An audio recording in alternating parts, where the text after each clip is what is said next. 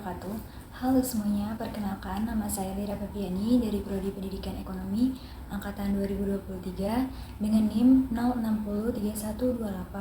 0603128232856. Jadi pada video kali ini pembuatannya bertujuan untuk memenuhi tugas untuk proyek ujian akhir semester pada mata kuliah Teori Ekonomi Makro yang diampu oleh yang terhormat Ibu Dr. Siti Fatimah, Magister Sains, dan Ibu Yuliana FH, Sarjana Pendidikan, Magister Pendidikan.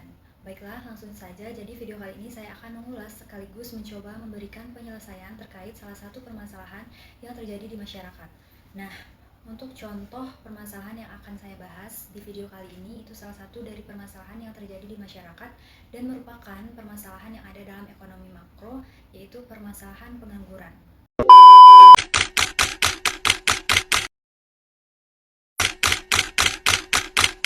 Pemerintah, BPS mencatat jumlah penduduk angkatan kerja yang menganggur mencapai 7,47 juta orang pada Agustus 2024. Indonesia menduduki peringkat nomor 1 pengangguran tertinggi di ASEAN pada 2024. Berdasarkan laporan International Monetary Fund atau IMF, Indonesia tercatat memiliki tingkat pengangguran mencapai 5,2% per April 2024. Kita beralih ke informasi selanjutnya. Jumlah pengangguran dari lulusan perguruan tinggi di Indonesia menunjukkan tren menaik sepanjang 1 dekade terakhir. Berdasarkan data dari Dana Moneter Internasional, angka pengangguran di Indonesia justru berada di level rawan. Jika dibandingkan dengan negara-negara Asia Tenggara, tingkat pengangguran Indonesia menempati posisi pertama mencapai 5,2%. Pertama, Badan Pusat Statistik atau BPS melaporkan bahwa Agustus 2024 jumlah pengangguran di Indonesia mencapai 7,47 juta orang. Dan ternyata saat ini tengah menjadi negara dengan tingkat pengangguran tertinggi se-ASEAN. Apa itu pengangguran? Pengangguran merupakan istilah yang diberikan kepada orang-orang yang tidak bekerja sama sekali atau orang-orang yang sedang mencari pekerjaan. Pengangguran juga dapat diartikan sebagai situasi ketika seseorang tidak memiliki pekerjaan. Masalah pengangguran menjadi isu penting dalam menilai kesejahteraan suatu negara, terutama di Indonesia, di mana angkatan kerja terus meningkat seiring pertumbuhan populasi. Pengangguran merupakan salah satu masalah utama yang selalu dihadapi di setiap negara.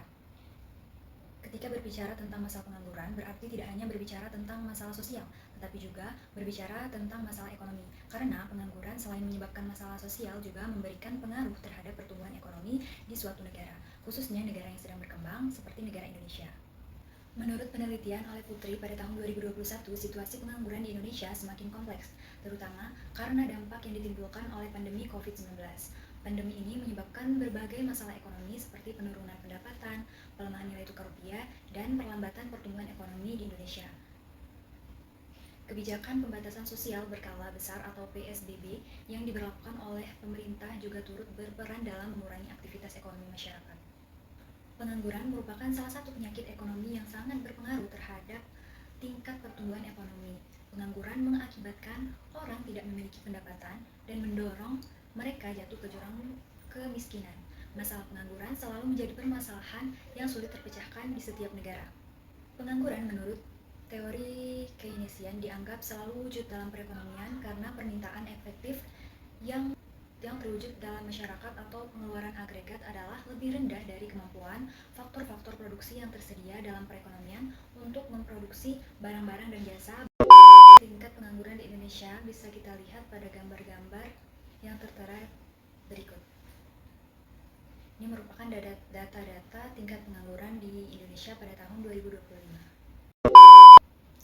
Pengangguran merupakan masalah yang kompleks dan tidak mudah untuk dipecahkan, terutama karena melibatkan banyak faktor yang saling terkait. Reduksi tingkat pengangguran membutuhkan kolaborasi antara lembaga pendidikan, masyarakat, dan pemerintah.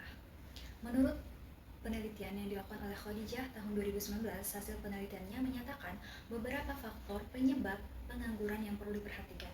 Yang pertama, salah satu tantangan utama yang dihadapi adalah ketidakseimbangan antara jumlah pencari kerja dan ketersediaan lapangan pekerjaan di Indonesia. Hal ini menciptakan kesenjangan yang signifikan antara pasokan dan permintaan tenaga kerja, yang menyebabkan sulitnya para pencari kerja untuk menemukan pekerjaan yang sesuai dengan kualifikasi dan minat mereka. Yang kedua, kurangnya keahlian atau keterampilan menjadi penyebab utama meningkatnya pengangguran. Banyak sumber daya manusia yang tidak memiliki keterampilan yang sesuai dengan kebutuhan pasar kerja. Selanjutnya yang ketiga, kurangnya informasi tentang perusahaan dan lapangan pekerjaan membuat pencari kerja kesulitan dalam mencari peluang kerja yang sesuai. Yang keempat, Ketidakmerataan lapangan pekerjaan antara kota dan daerah menyebabkan sebagian wilayah mengalami kesulitan dalam menciptakan lapangan kerja yang memadai. Selanjutnya yang terakhir itu kurangnya pelatihan. Upaya pelatihan untuk meningkatkan keterampilan dan soft skill seringkali belum optimal. Budaya malas dan kurangnya motivasi juga dapat menghambat pencari kerja dalam mencari pekerjaan. Lalu, apa saja solusi yang dapat dilakukan guna menyelesaikan dan menghadapi permasalahan pengangguran yang tinggi di Indonesia? Langkah yang pertama atau solusi yang pertama yang bisa dilakukan, yang pertama reformasi pendidikan. Pemerintah perlu melakukan reformasi mendalam dalam sistem pendidikan untuk mementingkan bahwa kurikulum keterampilan yang diperlukan oleh pasar kerja termasuk pendidikan vokasional dan pelatihan kerja. Yang kedua, pembangunan infrastruktur. Investasi dalam infrastruktur bisa menciptakan lapangan kerja baru secara langsung dan memicu pertumbuhan ekonomi di sektor terkait. Yang ketiga, dukungan untuk usaha kecil dan menengah atau UKM, mendorong pertumbuhan UKM melalui insentif pajak agar keuangannya jadi lebih baik dan pelatihan kewirausahaan dapat menciptakan lebih banyak kesempatan kerja. Yang keempat, inovasi teknologi. Pemanfaatan teknologi digital dan internet untuk menghubungkan pekerjaan dengan ruang kerja serta memperluas akses terhadap pelatihan dan pendidikan. Yang kelima atau yang terakhir, kemitraan industri. Industri mengembangkan pemisah antara dunia pendidikan dengan industri untuk memastikan bahwa kurikulum ini disesuaikan dengan kebutuhan pasar kerja Cara atau penyelesaian terakhir yaitu dengan memberikan program magang dan pelatihan. Baiklah, sekian video terkait mengulas serta penyelesaian terkait salah satu permasalahan di ruang lingkup ekonomi makro, yaitu masalah pengangguran. Terima kasih sudah menyimak sampai habis. Saya akhiri. Wassalamualaikum warahmatullahi wabarakatuh. Audio Jungle.